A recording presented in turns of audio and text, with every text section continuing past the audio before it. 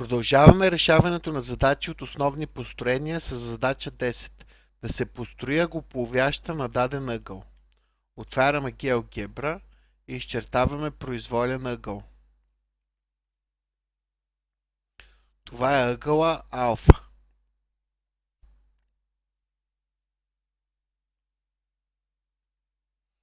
С център B и по-малката по дължина отсечки BA или BC построяваме окръжност. В случая дължината на окръжността е BA, център B, която пресича другото рамо на ъгъла в точка D. Със същия радиус и центрове A и D построяваме две окръжности, които се пресичат в точка B и точка E. Прекарваме права през точка E и точка B.